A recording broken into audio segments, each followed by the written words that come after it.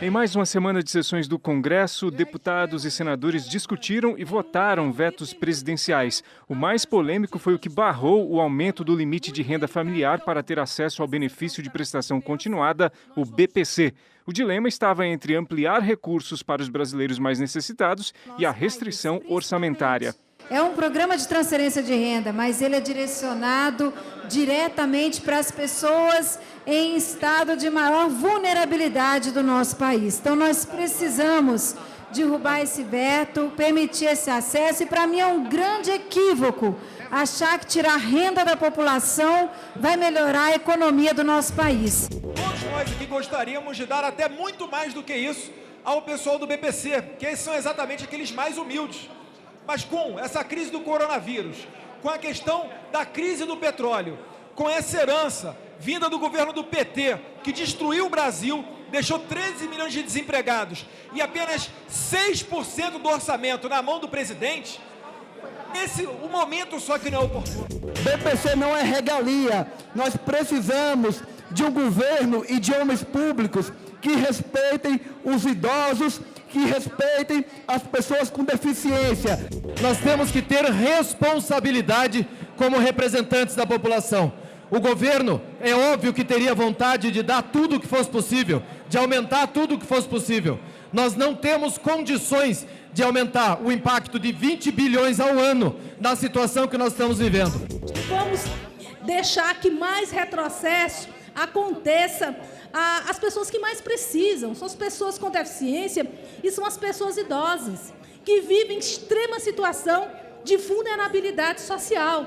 O que nós queremos aqui é aumentar essa per capita, ou seja, aumentar a proteção social, aumentar o acesso a milhões de pessoas idosas e pessoas com deficiência que dependem desse benefício. É claro que todos nós queremos dar benefício para o BPC, benefício para as pessoas mais pobres, mas tem esse dinheiro? É a pergunta que eu faço. Não tem. Nós queremos transformar o Brasil numa Venezuela? Não é momento de abrir despesa de 20 bi, enquanto está o mundo todo preocupado com a questão do coronavírus, possibilidade de fechamento de empresas, bolsas despencando. O que nós temos que discutir aqui é como nós vamos fazer para o nosso país seguir. Sabe o que essa parcela da população vai fazer com esse recurso? Se a soma per capita da família puder ser meio salário mínimo, vai reinvestir isso na economia.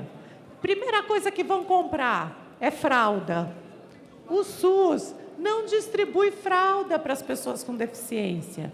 Eles vão comprar sonda. Sabe por quê? Porque essas pessoas fervem sonda.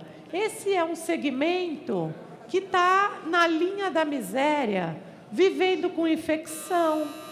São pessoas que vivem com cocô e xixi no corpo, porque não tem como comprar uma fralda. A gente está falando de um investimento em pessoas que têm doença. São pessoas que estão doentes no nosso país. O que nós estamos discutindo aqui é quase 60 bilhões a mais. É o dobro. Olha aqui, nós estamos passando de quarto do salário mínimo para meio salário mínimo. É a metade da população brasileira. Então, eu queria que todo mundo ganhasse, que a população mais pobre ganhasse 10 salários mínimos. Não tem dinheiro para isso. Nós temos que usar o dinheiro público com parcimônia, com responsabilidade. Vai quebrar, se aprovar isso aqui, se derrubar esse veto, quebra a finança pública, não vai ter dinheiro para pagar nem o Bolsa Família, não vai ter dinheiro para pagar o coronavírus, que agora estão prometendo aí mundos e fundos, não vai ter dinheiro para pagar, não vai ter dinheiro para pagar as emendas impositivas.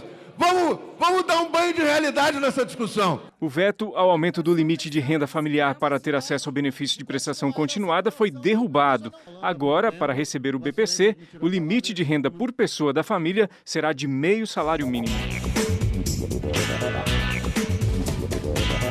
A Ainda seguem os debates relativos à parte do orçamento da União que caberá ao Congresso e ao presidente da República. O ponto agora é a aprovação dos projetos enviados pelo presidente Bolsonaro para regulamentar os parâmetros de execução das emendas das comissões da Câmara e do Senado ao orçamento. São cerca de 30 bilhões de reais a serem destinados a obras e ações do governo. Deputados e senadores de vários partidos não querem a aprovação dos projetos. PLN 4, que é a expressão do acordão. E é essa proposta, feita pelo Bolsonaro, que ele está convocando o povo para repelir? Mas repelir como? Se ele é o autor dessa proposta. Esses PLNs que chegaram aqui, depois com as manifestações do presidente da República, eles rebaixam essa casa a um nível muito feio, muito ruim. Se essa casa chancelar isso, vamos barrar esses PLNs e vamos mostrar para o Brasil, é isso que eu sonho, que essa casa vai fiscalizar o executivo, cada centavo.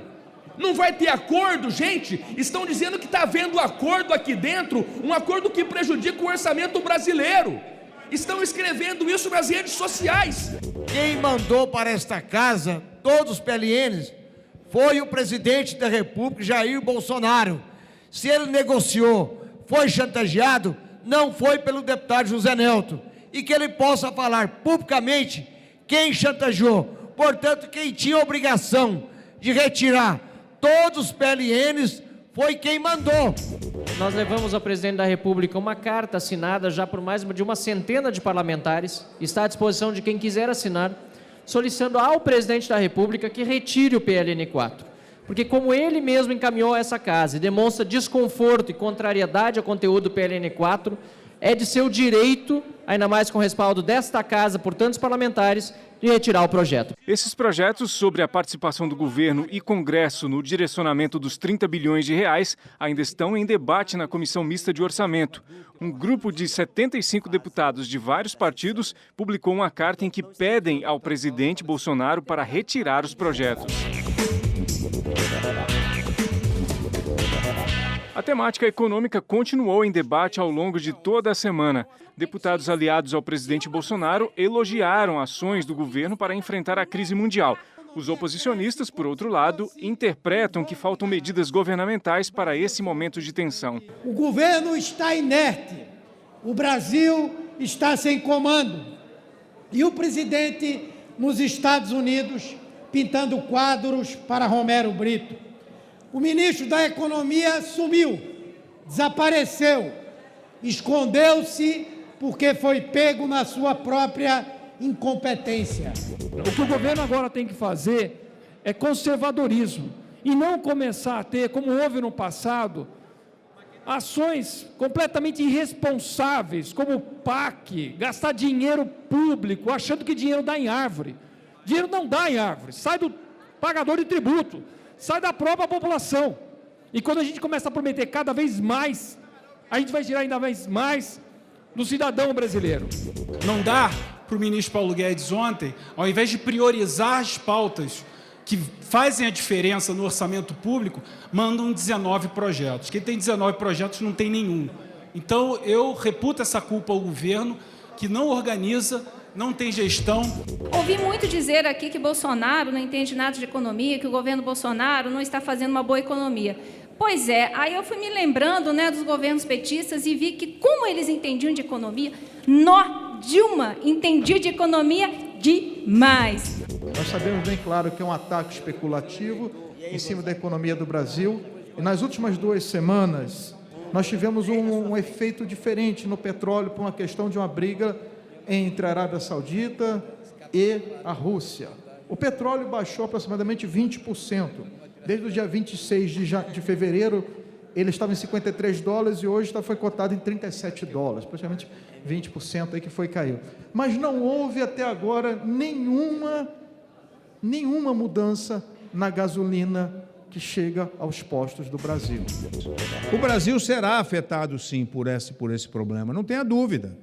Como disse anteriormente, a opinião de todos os setores da sociedade. Agora, este é o momento de bom senso. Este é o momento que precisamos parar, todos nós, inclusive na questão partidária, na questão ideológica, todos devemos parar com as questões essas que disse e estabelecer o bom senso. O bom senso é necessário nesse momento para que a gente possa buscar alternativas de preparação para essa crise que se avizinha aqui no nosso país. Vários deputados criticaram uma fala do presidente Jair Bolsonaro a respeito de uma possível fraude no primeiro turno das eleições presidenciais de 2018. O presidente fez o comentário durante viagem aos Estados Unidos. Outros congressistas disseram que o importante seria destacar os resultados da visita. O presidente ele tem que mostrar as provas em relação ao processo eleitoral. Se a eleição dele está viciada, está viciado todo o processo eleitoral. Isso é muito grave. A dor de cotovelo foi grande. O presidente foi recebido pelo Donald Trump na sua casa de veraneio e tratado ali, fechando negócios para o Brasil. E agora, senhor presidente, aqui ficam falando que o Brasil está numa crise afundado em desemprego, como se isso fosse desse governo. Quem assumiu o governo depois do golpe contra Dilma prometeu o paraíso no Brasil. Diziam que era só tirar o PT, que era só tirar a Dilma. Lá vão-se quase 5 anos e o que entregam ao país é um povo em sofrimento. Não conseguiram melhorar nenhum indicador econômico, nenhum. Do PIB à questão do custo de vida, nenhum foi melhorado. E agora a crise internacional e a crise do coronavírus nos pega de calças curtas, porque o governo desestruturou o Estado. E alguém que ainda defende o comunismo hoje em dia, um regime que matou centenas de milhões de pessoas, que é contra a liberdade de todos os tipos, liberdade de imprensa, liberdade de ir e vir, liberdade de viver. Alguém que defende o comunismo ou o socialismo, querer chamar o presidente desequilibrado, desequilibrados são vocês.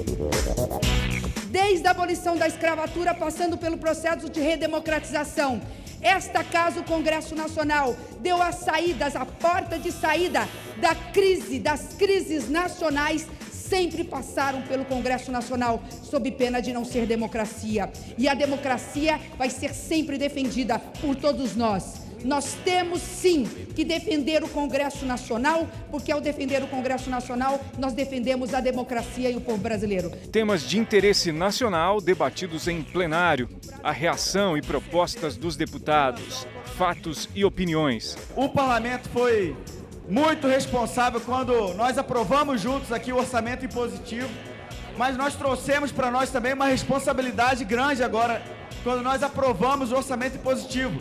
Qualquer abertura, qualquer gasto a mais como esse agora, embora muito justo, vai trazer um reflexo econômico muito forte.